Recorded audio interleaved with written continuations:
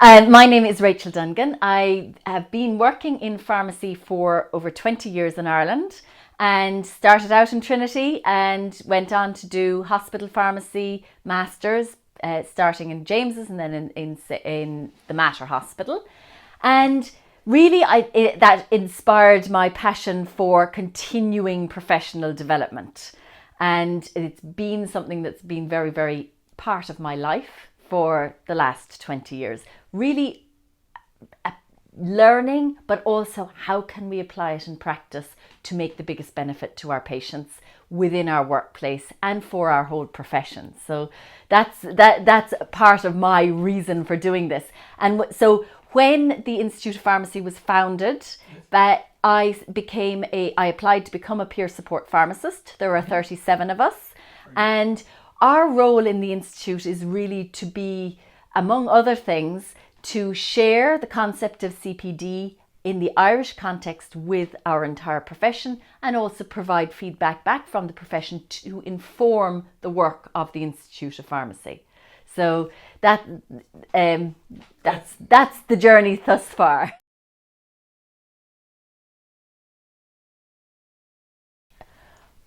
And I think our experience as peer support pharmacists, we've been running these live events for the past 3 years. And obviously I had over 500 pharmacists attend the webinars over the last 6 months of 2016. So initially trepidation, fear, worry, concern. What does this mean for me? How will I fit it into my day? How will I use the computer system? Will what I'm doing be good enough? So how it came to be was back in 2007, the Pharmacy Act was enacted. It brought the 1875 Act, Pharmacy Act, up to the 21st century and completely skipped the 20th century. But anyway, that is the foundational piece of legislation for our profession in Ireland. And part of that incorporated what the rules would be regarding continuing professional development. So founded in the Act, there was regulations brought in at the end of 2015. They're CPD rules is what they're commonly called. And that brought into law the certain aspects of CPD regulation for pharmacists. And that also put into law the role of the Institute of Pharmacy. So that is a professional body for pharmacists that was founded based on the regulations. So it is a regulatory and founded under statute by the PSI, but it is operating at arm's length from the PSI. So that means that in actual fact, the Institute of Pharmacy is contracted to the Royal College of Surgeons, the RCSI in Ireland, who run the Institute of Pharmacy on behalf of the PSI. Well, there's 3 pillars.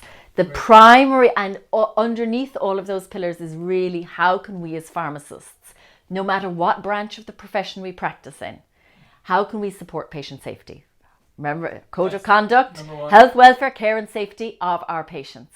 So the Institute of Pharmacy's role is no different. It's supporting us to fulfill that first aspect of our code of conduct using 3 pillars specifically. First is obviously the CPD system itself, running that system. Secondly, research. And thirdly is leadership, professional leadership within the pharmacy profession. So they're the 3 pillars which support patient safety ultimately. So in 2016, the first cohort of people were called for e-portfolio review. And those people submitted their cycles for e-portfolio review in January when the window was open. So they would have done a number of cycles in 2016, as we all need to have done. So all of us have a statutory obligation When we've signed this, when we signed our PSI registration at the end of, whenever we did in 2016, we signed that we're using the e-portfolio. We signed that we are up to date and complying with all of that aspect of the legislation. So to continue our registration, we are using it. And we have an obligation to use it on a continuing basis throughout our careers. So when we're called for review, some people have got lucky. They got called in 2016 and they have direct and personal experience of what this process is like. For the rest of us, we're left imagining a little bit what it could be like, but we will find out in the next 4 years because we'll each be called every 5 years. And when we are called, we will we'll be expected to demonstrate engagement for the previous 5 years. So if we're called in 2020, for example, we can expect that we will be requested to submit examples of CPD cycles we have completed in 2016, 17, 18, 19 and 20.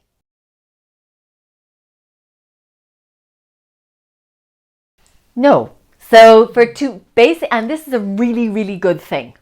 Right. Because the standards that are set for peer review, the e-portfolio review standards, those are set by peers. They're not set by academics. They're not set by the IIOP. They're not set by the PSI.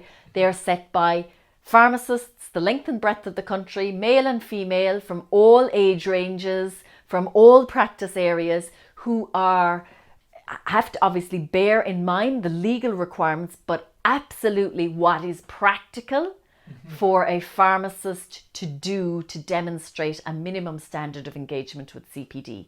Now, obviously, that was done for 2016. Yes. And to be fair to all of us, they need to get the feedback from our peers doing that, going through the real live process of this first review, get that information back before they set the standards for 2017.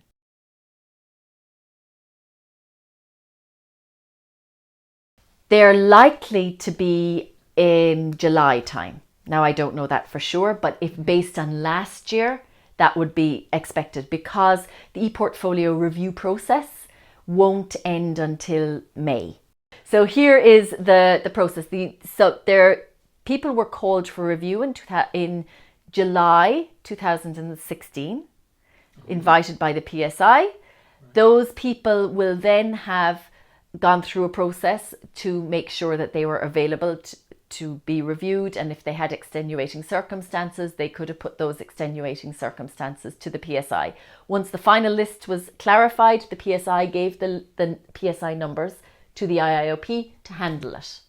Okay, from there. The PSI selects. The PSI selects random selection of pharmacists from the register. Mm-hmm. They do their computer, spits out numbers, and the PSI selects those. Then once they've got the final list, they hand those numbers over to the Institute of Pharmacy, who then support those pharmacists to fulfill their requirements.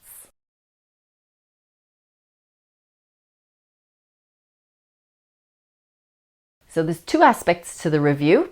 The first are automated standards, which are up on the Institute of Pharmacy website, and you can check them all off individually to make sure that you've met the standard before you even submit. So you have complete control over meeting those automated standards as a pharmacist. So that's fine. You make sure they're all ticked off, and then you press the submit button. So that's the first. You know you've met the automated standards. So there's an automated review. There's an automated review standard.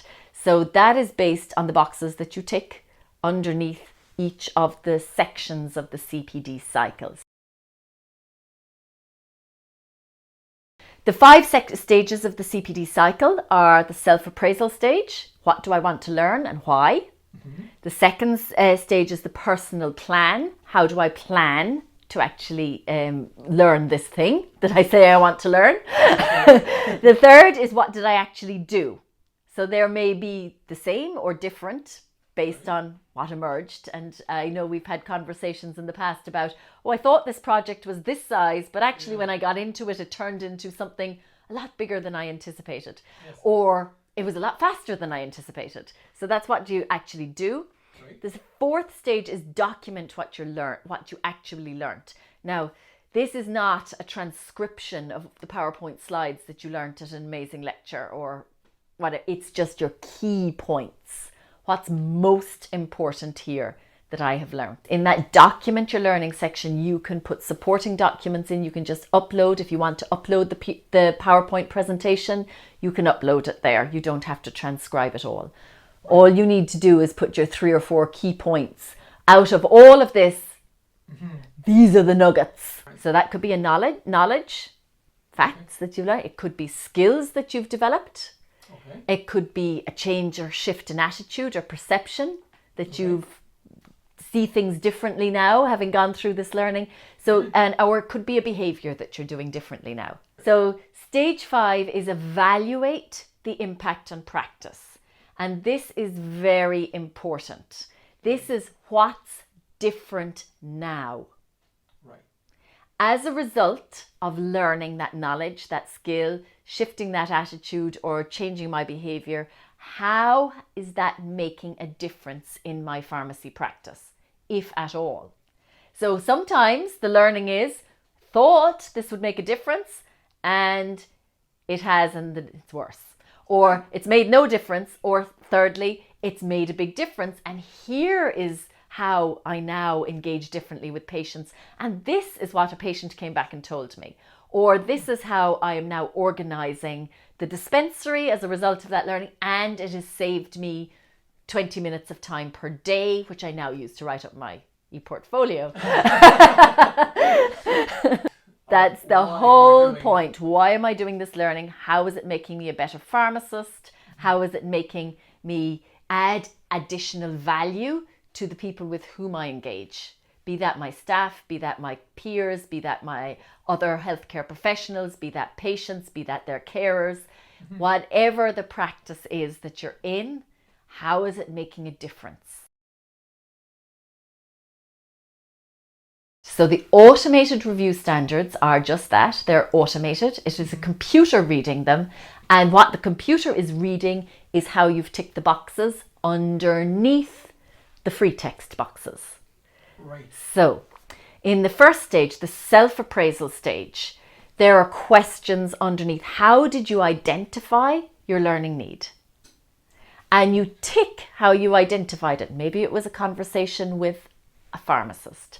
Maybe you went to a CPD event and in conversation you found out something you didn't know and you went off and investigated it. Or you went to a continuing education program, whatever. Whatever your methods were, engagement with another healthcare professional, a patient question, whatever. You tick those boxes, as many as apply. So ideally, we use different styles and different methods to identify our learning need over time. Over time. So then underneath the second one, it's like, how do I plan to learn this? You could tick that you plan to do an IPU Academy, attend an IPU Academy event. You could tick that you plan to phone some particular pharmacist. You plan to raise it with your superintendent pharmacist and find out if there's an SOP or there's a protocol or request training, whatever your method is. You may do some research, you may read a paper, anything. No. You can come back and I will show you, and when we go into my own e-portfolio, you will see where some of them I've completed in one setting or one sitting, and others which I've taken have been over several months because the project started and evolved over a number of months. So for example, developing the Supporting Mental Health and Pharmacy Practice CPD program that's on the IIOP website now, going through from applying for the contract to get that program to actually getting it through accreditation to delivering those programs live and online was 18 months. So They can be 2 minutes in length, or they can be big projects. I think the key actually is relevance. To your specific practice. To your practice. What will make you an even better pharmacist? What will help you to future-proof your career? And this is a wonderful tool when we embrace it to actually capture that learning and really assess, is this adding value or is it just interesting? Interesting is good, but interesting is not enough. So you can really look at, am I only doing stuff that's interesting to me, or actually is it helping me to add more and more value and becoming more and more valuable as a professional?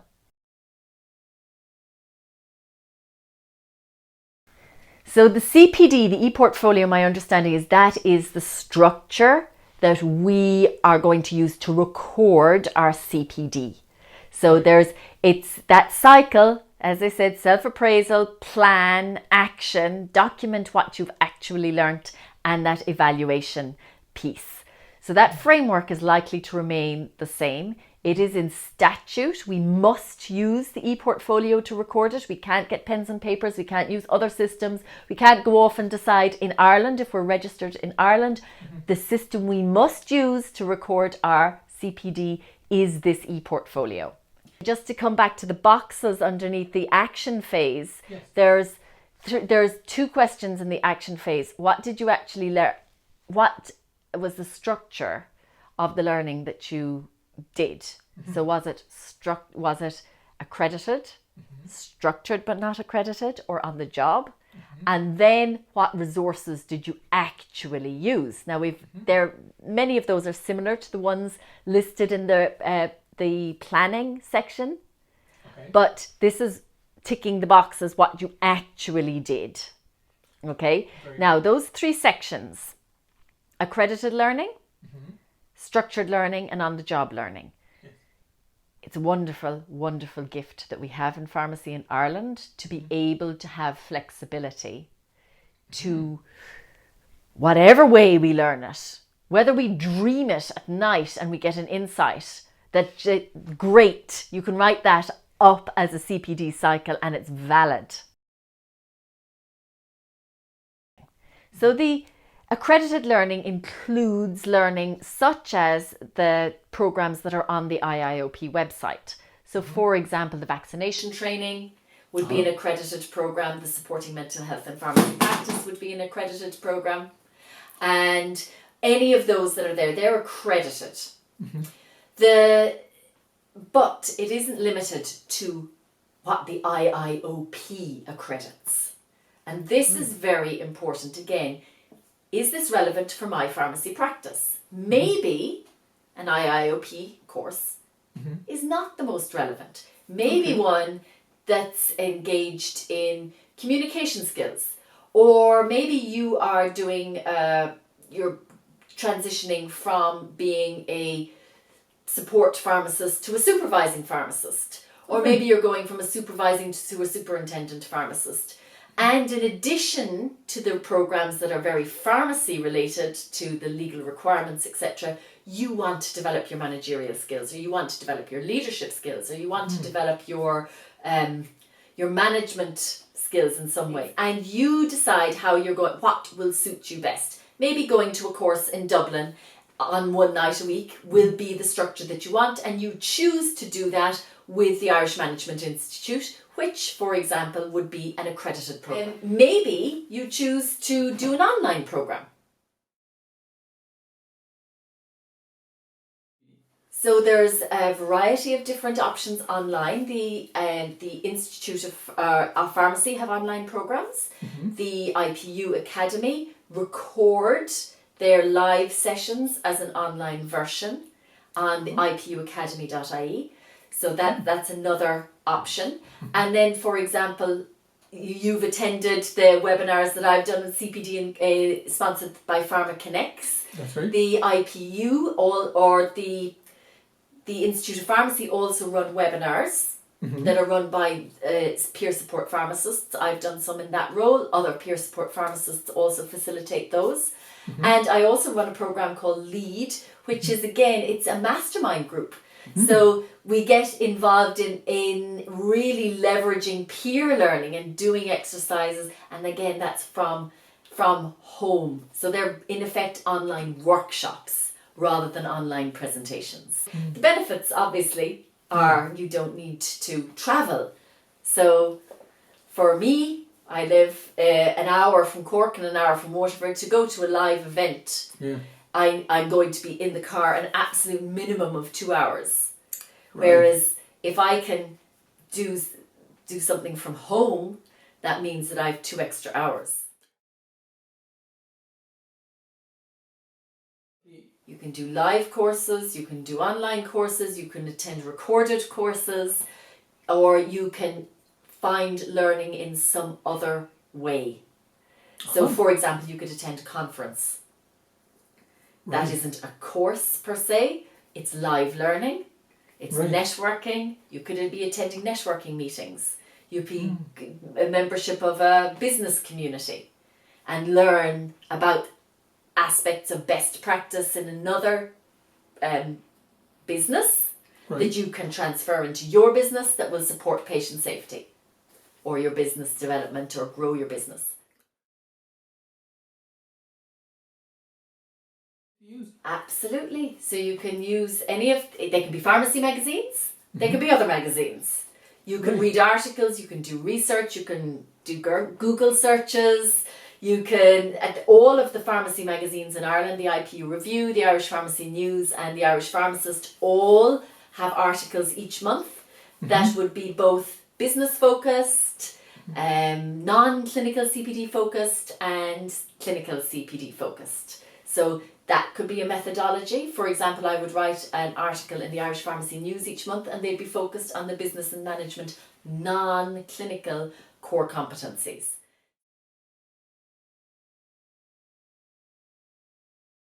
CSAT stands for Core Competency Self-Assessment Tool. Each of us must and this is a legal requirement, we must self-assess our own competency as a pharmacist against the core competency framework for pharmacists once a year minimum, and we must use the CSAT tool within the e-portfolio to do that.